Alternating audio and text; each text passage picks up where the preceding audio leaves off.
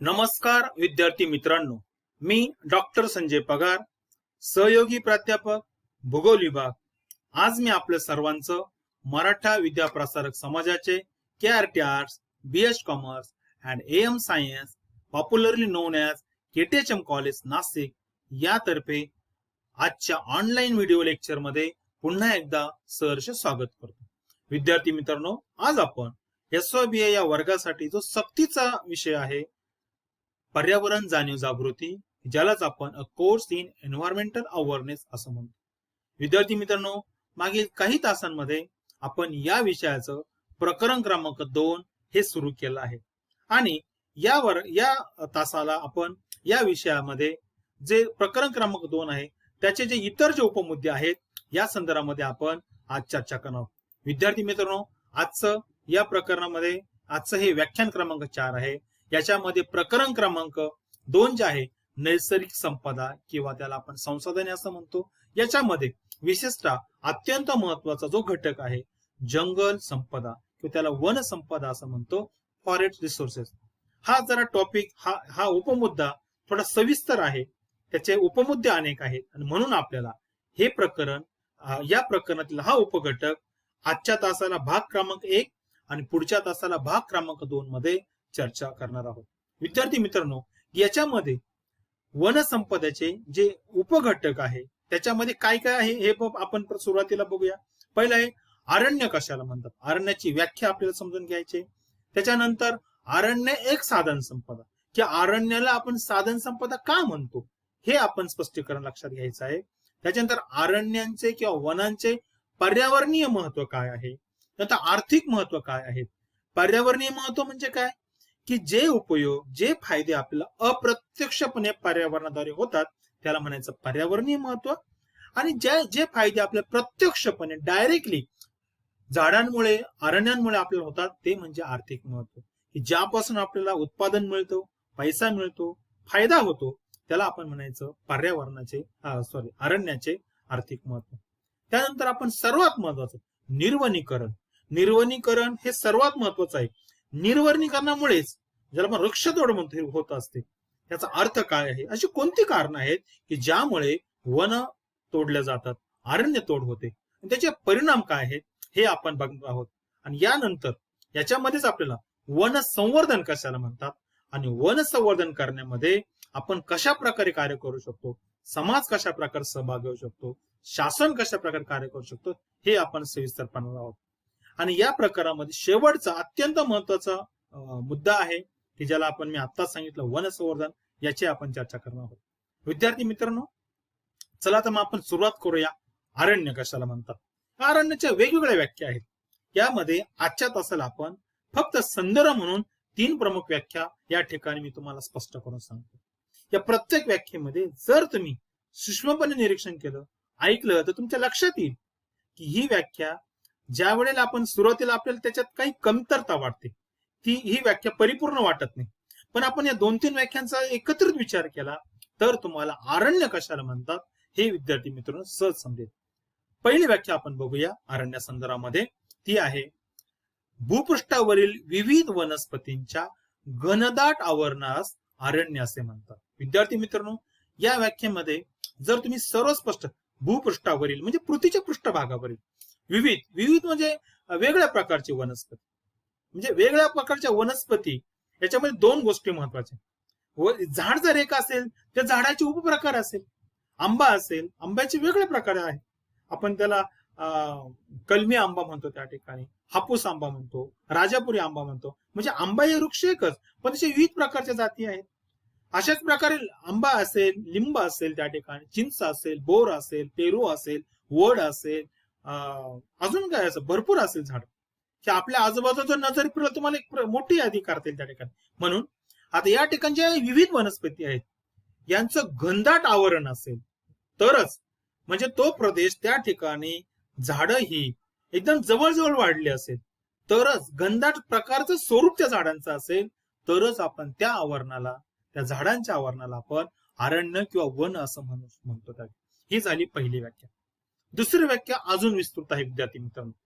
ज्या प्रदेशामध्ये विविध प्रकारचे वृक्ष दाटीवाटीने वाढलेले असतात अशा प्रदेशाला अरण्य असं म्हणतात. बघा विद्यार्थी मित्रांनो, या ठिकाणी एक गोष्ट अजून जी पहिल्या वाक्यात दिसली नाही ती दुसऱ्या वाक्यात आहे, ती म्हणजे विस्तृत प्रदेश.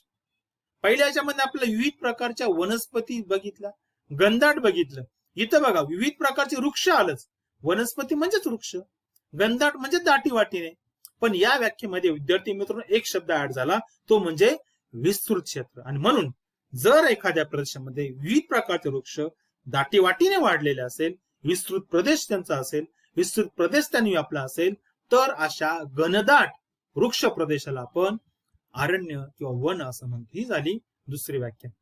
आणि एक सर्वात महत्वाची व्याख्या, जागतिक स्तरावर कार्य करत असलेली जी संघटना आहे FAO म्हणजेच फूड अँड ऍग्रिकल्चर ऑर्गनायझेशन, यांनी सुद्धा एक सोपी व्याख्या, की ज्या व्याख्येमध्ये काही कंडिशन, काही एक्सपेक्टेशन त्यांनी स्पष्ट केलेलं आहे. बघा ही व्याख्या कशी आहे, forest as a land with trees crown cover of more than 10% and area of more than 0.5 hectares.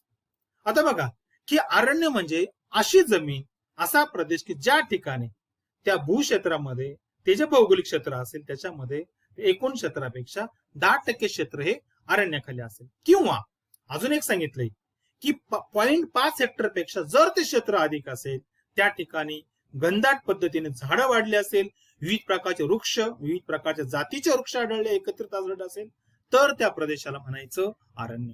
या तिन्ही व्याख्येवर जर नजर टाकला तर विद्यार्थी मित्रांनो, अरण्य म्हणजे काय याची साधी आणि सोपी व्याख्या आपल्याला सांगता येईल.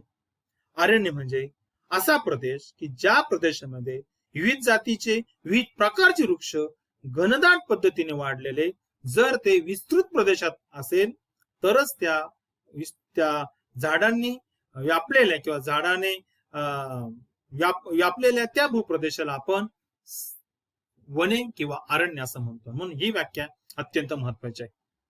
आता विद्यार्थी मित्रांनो, या ठिकाणी अरण्य ही एक साधन संपदा का होती.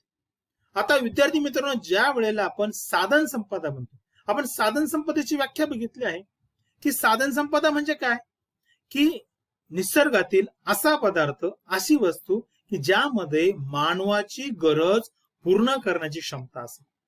मग आपण हे जे निकष आहे की मानवाची गरज पूर्ण करायची क्षमता अरण्यामध्ये आहे का, ते आपण चेक करू. आणि जर ती क्षमता असेल, आपण त्याची उदाहरणं बघितले, तर आपल्याला आढळेल की अरण्यामध्ये ही क्षमता आहे. मानवाच्या ज्या गरजा आहेत, अन्न असेल, वस्त्र असेल, निवारा असेल किंवा इतर गरजा असेल, या गरजा करण्याची क्षमता अरण्यामध्ये आहे विद्यार्थी मित्रांनो. म्हणून आपण अरण्याला एक साधन संपदा म्हणतो. त्याची उदाहरणं आपण बघूया. बघा, पहिली गरज आहे मानवाची अन्न. मी मागील तासाला याबद्दल सांगितलं तुम्हाला की अन्न ही मानवाची मूलभूत गरज आहे विद्यार्थी मित्रांनो. आता अन्न आपल्याला आता कोणत्याही प्रकारचं परिसंस्थेमध्ये, कदाचित तुम्हाला माहिती असेल की परिसंस्थेमध्ये उत्पादकाचं कार्य या वनस्पती करतात, ही झाडं करतात. आणि झाडं हा अरण्याचा एक महत्वाचा भाग आहे. मग तुम्ही फळं खा, भाजीपाला खा, कोणत्याही पिकातून मिळणारं उत्पादन खा, धान्य असेल त्या ठिकाणी, वेगवेगळ्या प्रकारचे घटक असेल, ज्याला आपण अन्न म्हणून आपण जे सेवन करतो, ते प्रत्यक्षपणे आपल्याला अरण्यातून मिळतात, झाडांपासून मिळतात, आपल्या आजोबाच्या वनस्पती मिळतात. त्या वनस्पतीचा एक अरण्याचा भाग आहे.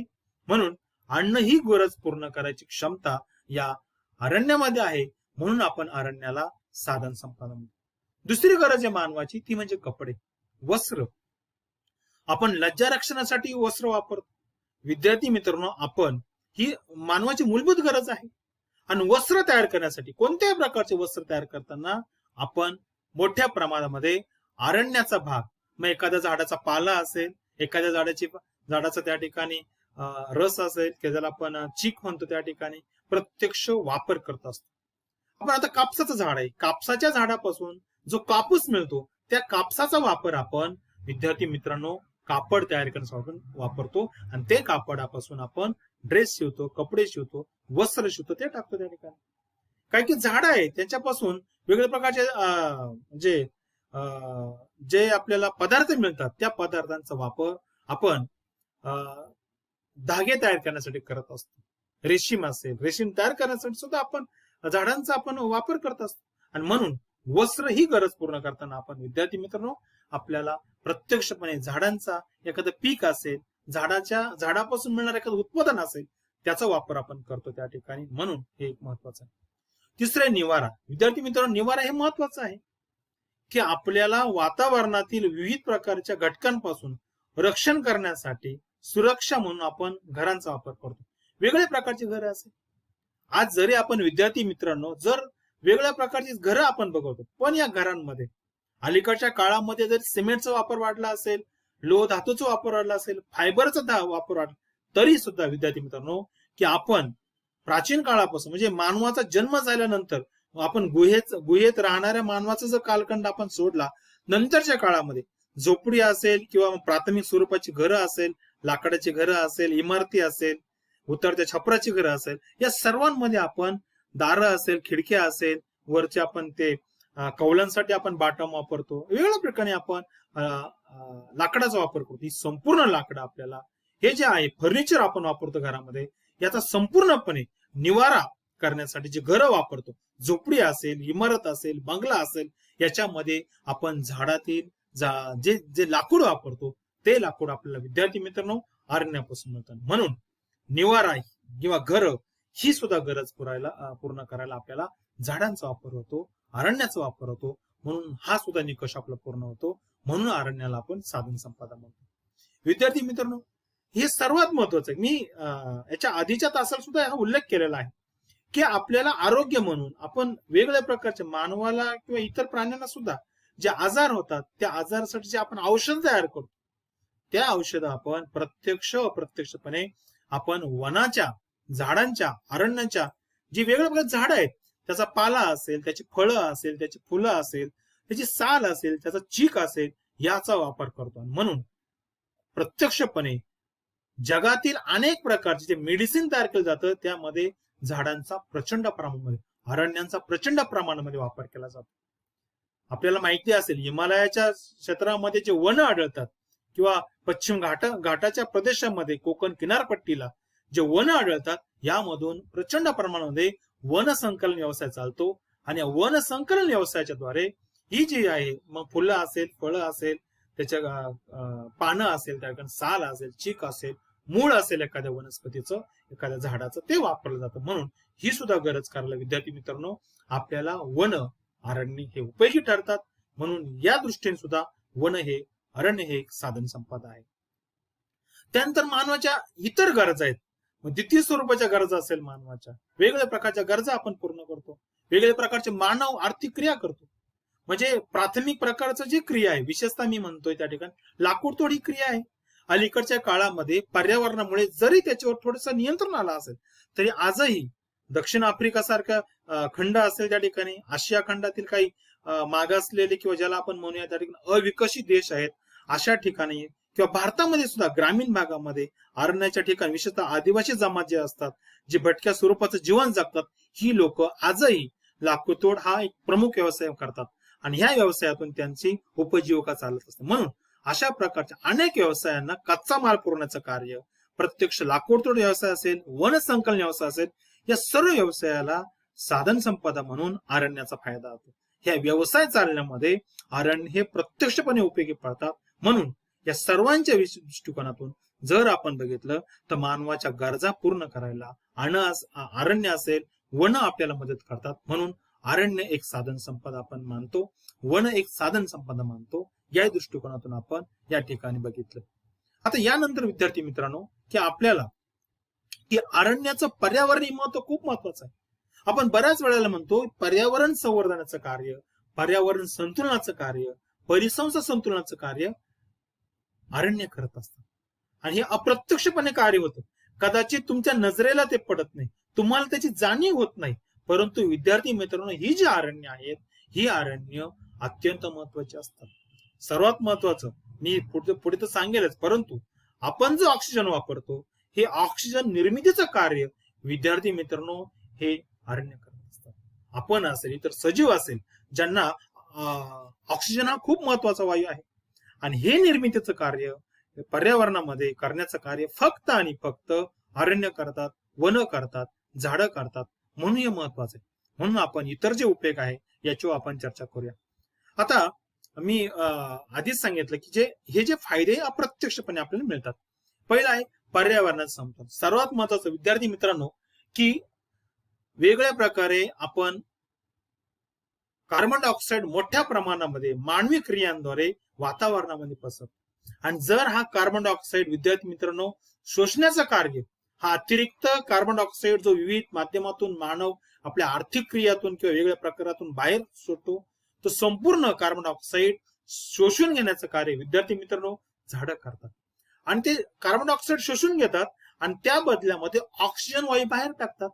आणि याच्यामुळे पर्यावरणामध्ये एक संतुलन साधलं जातं. ते संतुलन साधण्याचं कार्य झाडं करतात, अरण्य करतात. आपल्याला माहिती असेल अमेझॉन सारखं अरण्य क्षेत्र असेल, या ठिकाणी जगातील जवळपास 20% ऑक्सिजन निर्मितीचं कार्य हे अरण्य करतात. विद्यार्थी मित्रांनो, विचार करा की हे घनदाट अरण्य जगामध्ये आहे, म्हणून त्या ठिकाणी जगातील ऍक्च्युली अनेक ठिकाणी झाडांचं वृक्ष तोड मोठ्या प्रमाणात झालेलं आहे. पर्यावरणाच्या दृष्टिकोनातून आपण असं आपल्याला माहिती आहे की कमीत कमी 33% क्षेत्र अरण्याखाली असणं गरजेचं आहे. आणि म्हणून अशा जगामध्ये ज्या ज्या ठिकाणी पॉकेट्स आहे अरण्याचे, याच्यामुळे जगातील एका प्रकारे पर्यावरण संतुलन राखलं जातं. हे कारणाचं कार्य, हे राखण्याचं कार्य अरण्य करतात. अरण्यामुळे पर्जन्यामध्ये वाढ होते. विशेषतः सांद्रीभवनाची प्रक्रिया ज्या ठिकाणी अरण्य असेल त्या ठिकाणी जास्त होते विद्यार्थी मित्रांनो. तसेच वनस्पतीच्या पानांद्वारे सुद्धा बाष्पीभवन होत असते त्या ठिकाणी. त्याच्यातून जलचक्राला जी वाफ लागते ती वाफ त्या ठिकाणी वाढते. त्या बाष्पीभवनाच्या माध्यमातून जलचक्राचं कार्य चालायला आपल्याला माहिती असेल, एक जनरल नॉलेज त्या ठिकाणी आहे की ज्या ज्या ठिकाणी विद्यार्थी मित्रांनो अरण्याचं क्षेत्र जास्त आहे, अशा ठिकाणी सरासरी म्हणजे इतर प्रदेशापेक्षा थोड्या प्रमाणात पाऊस जास्त पडतो. आपल्याकडे बघा कोकणामध्ये, केरळ असेल, कोकणाचा भाग असेल, या ठिकाणी नाशिक असेल किंवा हा जो पर्जन्य छायेचा प्रदेश असेल त्या ठिकाणापेक्षा तिथं पाऊस पडतो. त्याच्या मागे वेगवेगळी कारणं आहेत, पण या कारणामध्ये एक महत्वाचं कारण आहे त्या ठिकाणचं अरण्य क्षेत्र जास्त असणं. म्हणून अरण्याच्या क्षेत्रामध्ये इतर आजूबाजूच्या प्रदेशापेक्षा काही प्रमाणामध्ये आपण टक्केवारीच्या स्वरूपात जर सांगितलं तर 10 ते 30% पर्जन्य जास्त पडतो असं या ठिकाणी आपल्याला सांगता येईल. त्याच्यानंतर आर्द्रतेत वाढ होते. आता आर्द्रतेत वाढ म्हणजे साधारणपणे आर्द्रता म्हणजे काय की आपल्या परिसरामध्ये जे वातावरण आहे त्याच्यामध्ये बाष्पांचं असलेलं प्रमाण होईल ते. आणि हे आपल्याला माहिती आहे. बघा तुम्ही जेव्हा जेव्हा तुम्ही अरण्याच्या क्षेत्रात जाल त्या ठिकाणी इतर प्रदेशापेक्षा त्या ठिकाणी तुम्हाला गारवा अधिक जाणवेल, थंडवा अधिक जाणवेल. याचं कारण जे आहे ते म्हणजे त्या ठिकाणच्या याच्यामध्ये आर्द्रता जास्त आहे, म्हणून त्यामुळे त्या ठिकाणी इतर प्रदेशापेक्षा थोडंच गारवा वाढतो. जलसंवर्धनास मदत होते. विद्यार्थी मित्रांनो, की ज्या वेळेला अरण्य असेल त्यावेळेला अरण्याच्या ठिकाणी म्हणजे तिथलं जे पाणी त्याची प्रचंड प्रमाणामध्ये वाफ होत नाही. ते त्या झाडांचा सूर्यप्रकाश येतो त्या झाडांच्या पानामुळे, फांद्यांमुळे अडला जातो. विस्तृत प्रदेशामध्ये ती गोष्ट घडते त्या ठिकाणी. हे एक महत्वाचं कारण आहे. दुसरं महत्वाचं जलसंवर्धन होते म्हणजे काय, विशेषतः नंतर आपण चर्चा करणारच आहोत, पण इथं सांगतो की पाण्याचं म्हणजे झाडाचे मुळं असेल ते पाणी शोषून ठेवतात त्या ठिकाणी, किंवा जमिनीचा जो मातीचा जो थर आहे भूपृष्ठालगत त्या ठिकाणी ते जे पाणी आहे मातीमध्ये ते शोषून किंवा संतुलित करण्याचं कार्य हे झाडं करत असतात. झाडांमुळे विशेषतः झाडं जर प्रचंड प्रमाणात असेल तर पाणी सहजासहजी वाहून जात नाही. ते पाणी त्या ठिकाणच्या भूप्रदेशामध्ये झिरपण्यामध्ये किंवा मुरण्यामध्ये महत्वाचं योगदान झाडं करत असतात. म्हणून जलसंवर्धनाला प्रत्यक्ष व अप्रत्यक्षपणे झाडंही मदत करतात. आता सांगितलं मी भूजल पातळीत वाढ होते. ज्या वेळेला झाडांच्या बुडांमुळे म्हणा की ज्या वेळेला पर्वताच्या उताराला किंवा टेकडीच्या उताराला जर झाडं असेल त्या झाडांच्या अडथळ्यामुळे वाहत येणारं पाणी अडलं जातं. जितकं पाणी अडल तितकं भूप्रदेश त्या ठिकाणी झिरपेल, खाली मुरेल. त्याच्यामुळे तेथील भूजल पातळी वाढलेल. ज्या ज्या ठिकाणी वृक्षारोपण केलेलं आहे, विद्यार्थी मित्रांनो आपल्याला सर्वांना माहिती असेल की राळेगण सिद्धीसारखं खेडं असेल, हिवरे बाजार सारखं क्षेत्र असेल, त्या ठिकाणी खेडं असेल, अशा ठिकाणी अण्णा हजारे असेल, पोपटराव पवार असेल, यांनी जे वृक्ष लावलं त्याचा परिणाम सर्व जगाने बघितला आहे. आणि या ठिकाणी विद्यार्थी मित्रांनो की जिथं या ठिकाणी वृक्ष लावण्यापूर्वी जे भूजल पातळी अत्यंत खाली गेली होती, खोल गेली, पण वृक्ष लावल्यामुळे त्या प्रदेशामध्ये प्रचंड प्रमाणाने ही भूजल पातळी वाढली. म्हणून ज्या ज्या ठिकाणी अरण्य असेल, झाडं असेल, वृक्ष असेल त्या त्या ठिकाणी भूजल पातळीत वाढ होते. हे जग जाहीर आहे. त्या ठिकाणी अनेक प्रकारचं संशोधन त्याबद्दल झालेलं आहे. नंतर जमिनीची धूप नियंत्रित होते. विद्यार्थी मित्रांनो, आपल्याला माहिती असेल जमिनीची धूप होण्याची वेगळी कारण आहेत. एक सर्वात महत्वाचं कारण म्हणजे ज्या वेळेला तीव्र नदीचं पाणी असेल वाहत जातं किंवा नदीच्या त्या डोंगराच्या प्रदेशामध्ये ज्या वेळेला पावसाचं पाणी जोरात पडतो, मुसळधार पाऊस पडतो, अशा वेळेला त्या पावसाच्या थेंबामुळे त्या ठिकाणची माती ही वाहून जाते. जर झाडं नसेल, पण झाडं असेल तर वाहत्या पाण्याला अडथळा येतो. आणि सर्वात महत्वाचं की झाडाची मुळं सुद्धा माती अशी म्हणजे घट्ट पकडून ठेवतात. या दोन्ही कारणामुळे त्या ठिकाणी जमिनीची धूप नियंत्रित होते. म्हणून हे सुद्धा महत्वाचं कारण आहे. पूर नियंत्रण होतं. बघा या ठिकाणी विद्यार्थी मित्रांनो, थोडस स्पष्टीकरण मी तुम्हाला देतो.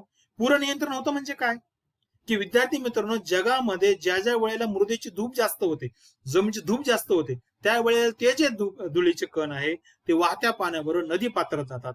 नदी पात्रामुळे ते वाहत जातात आणि अनेक ठिकाणी नदीच्या पात्रामध्ये ही माती असेल, हा गाळ साठतो. त्यामुळे काय होतं, नदीचं पात्र विद्यार्थी मित्रांनो उथळ बनतं.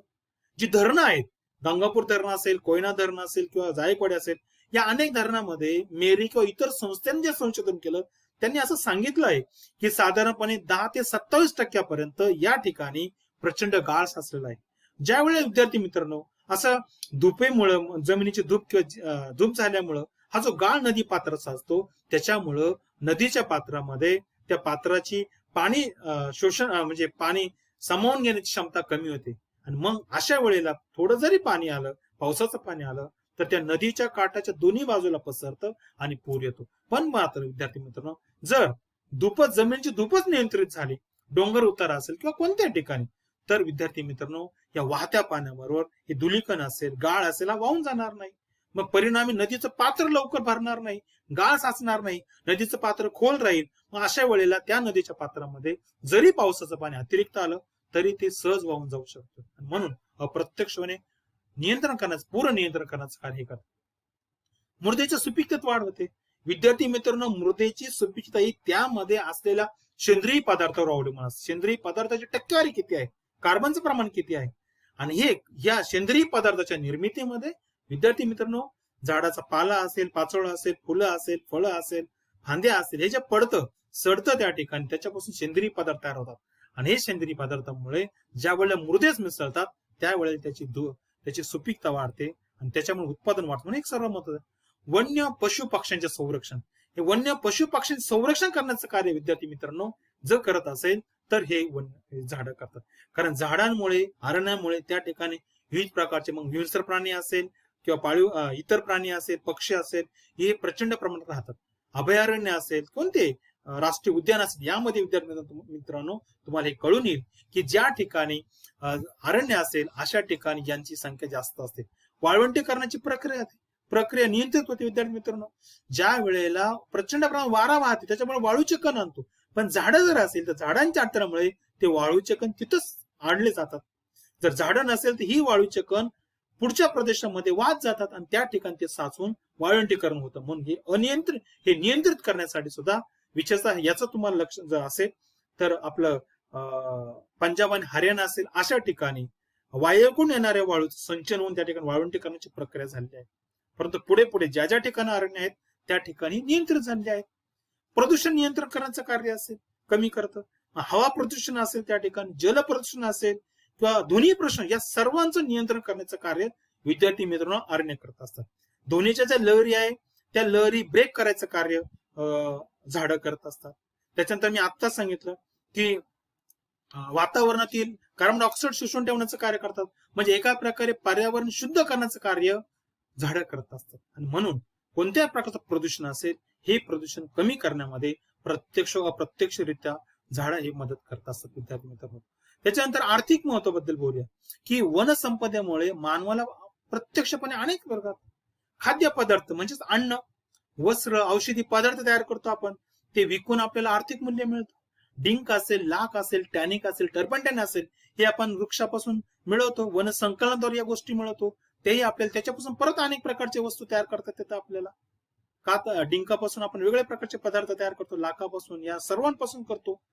रंग व्यवसायामध्ये आपण हे टर्पंटाइन वगैरे वापरतो. याच्यामुळे आपल्याला प्रचंड आर्थिक फायदा होतो. त्या ठिकाणी विविध प्रकारचे तेल प्राप्त होतो. म्हणजे अनेक वनस्पतीचे फुलं असेल, फळं असेल, याच्यापासून आपण तेल ऑइल तयार करतो. मग खाद्यपदार्थ खाद्य तेल आपण तयार करतो, म्हणून ही तेल मिळतं.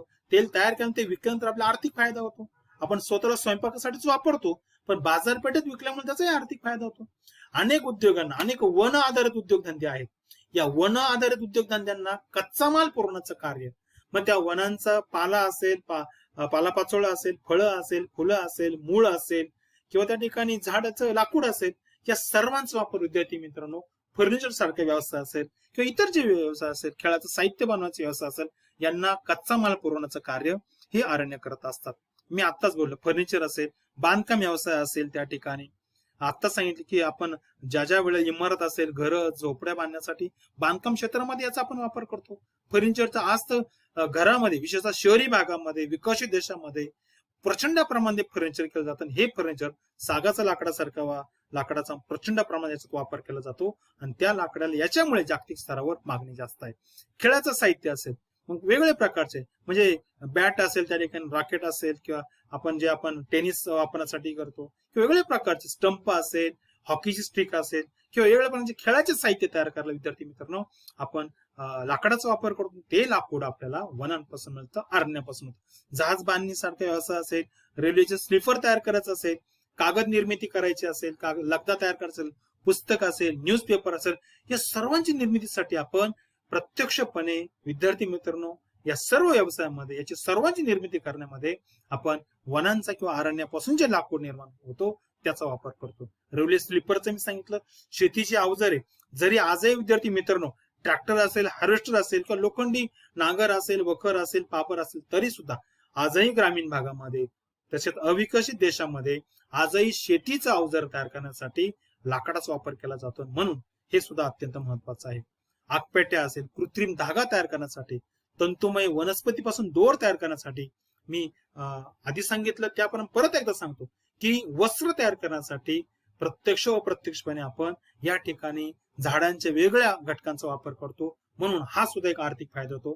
आज जागतिक स्तरावर वस्त्रांना, कपड्यांना प्रचंड मागणी आहे आणि हे तयार करण्यासाठी विद्यार्थी मित्रांनो आपण अरण्यांचा किंवा वनांचा वापर करतो. म्हणून हा सुद्धा एक आर्थिक फायदा आहे. मानवाला अनेक फळं मिळतात. आज फळं आपल्या अन्न, आपल्या आपण ज्या वेळेला जेवण करतो, आहार घेतो, त्यावेळेला विविध प्रकारचे सफरचंद असेल, चिक्कू असेल, केळं असेल, त्या ठिकाणी डाळिंब असेल, यासारखी बोरं असतील, त्या ठिकाणी पेरू असेल, या अनेक प्रकारच्या फळांचा आपण आनंद घेत असतो. द्राक्ष असेल, हे संपूर्णपणे हे आपल्याला हा काही नाही म्हटलं तरी अरण्यातून जे वेगवेगळे प्रकारचे पदार्थ मिळतात, फळं मिळतात, हे सुद्धा त्या ठिकाणी आपल्याला अरण्यापासून मिळतं. म्हणजे हा सुद्धा आर्थिक फायदा आहे. रबर असेल, चंदन असेल, विड्याची पानं, ही संपूर्ण आपल्याला आर्थिक मूल्य देतात आणि हे आर्थिक मूल्य आपल्याला विद्यार्थी मित्रांनो फक्त आणि फक्त अरण्यामुळे शक्य होतं, अरण्यांपासून मिळतं. म्हणून या ठिकाणी हा एक आर्थिक फायदा विद्यार्थी मित्रांनो आहे. आणि शेवटचं पर्यटन हा व्यवसाय आपल्याला माहिती असेल की पर्यटन हा जो तृतीय श्रेणीचा व्यवसाय आहे, या व्यवसायामध्ये पर्यटक अशा ठिकाणी जातात की ज्या ठिकाणी अरण्य क्षेत्र आहे, हिरवा परिसर आहे, थंड हवा आहे. आणि हे असं ठिकाणी, मग तो त्या ठिकाणी एखादा थंड हवेचं ठिकाण असेल, पंचमढी असेल, महाबळेश्वर असेल, शिमला असेल, उटी असेल, या सर्व ठिकाणी विद्यार्थी मित्रांनो त्या ठिकाणचं अरण्य हे क्षेत्र आहे, त्याच्या हे पर्यटकांच्या आकर्षणाचं एक महत्वाचं माध्यम आहे. म्हणून ज्या ठिकाणी अरण्य असेल, राष्ट्रीय उद्यान असेल, त्या ठिकाणी अरण्याच्या क्षेत्राला माणूस एक पर्यटक म्हणून भेट देतो आणि हा पर्यटन व्यवसाय जगामध्ये वेगाने चाललेला आहे. आणि म्हणून ज्या ठिकाणी अरण्य आहेत अशा ठिकाणी फक्त पर्यटनामुळे इनडायरेक्टली इतर व्यवसाय, हॉटेल इंडस्ट्री असेल, गाईड असेल, त्या ठिकाणी लॉजिंग असेल, बोर्डिंग असेल, या साऱ्या व्यवसाय त्या ठिकाणी, वाहतुकीचे व्यवसाय असेल, रिक्षा असेल, टॅक्सी असेल, या सर्वांचा त्या ठिकाणी विकास होतो. म्हणून ज्या ठिकाणी अरण्य आहेत अशा ठिकाणी पर्यटन व्यवसाय विकसित झाला आहे आणि म्हणून याचाही फायदा विद्यार्थी मित्रांनो आपल्याला होतो. विद्यार्थी मित्रांनो या ठिकाणी जंगलाच्या संदर्भामध्ये अनेक समस्या आहेत. आपण नेहमी ऐकतो की जगामध्ये जंगल क्षेत्र कमी होत आहे, जंगल क्षेत्र विरळ होत आहे आणि याला एकमेव कारण म्हणजे वृक्षतोड वाढलं आहे. आणि हे जे निर्वनीकरण वाढलं आहे याच्या संदर्भामध्ये विद्यार्थी मित्रांनो आपण पुढच्या तासाला सविस्तर चर्चा करणार आहोत. या ठिकाणी आज आपण अरण्याचे जे पर्यावरणीय महत्व आहे, आर्थिक महत्व आहे, यावर चर्चा केली. पुढच्या तासाला आपण या संदर्भामध्ये याच प्रकरणातील पुढचा जो उपघटक आहे, निर्वनीकरण म्हणजे काय, त्याची कारणं कोणती आहेत, त्याचे परिणाम काय आहेत, आणि जर आपल्याला निर्वनीकरण कमी करायचं असेल, वनांचं संवर्धन करायचं असेल, तर त्यासाठी आपल्याला काय करता येईल या संदर्भात आपण सविस्तर चर्चा करूया. तोपर्यंत थांबतो. धन्यवाद.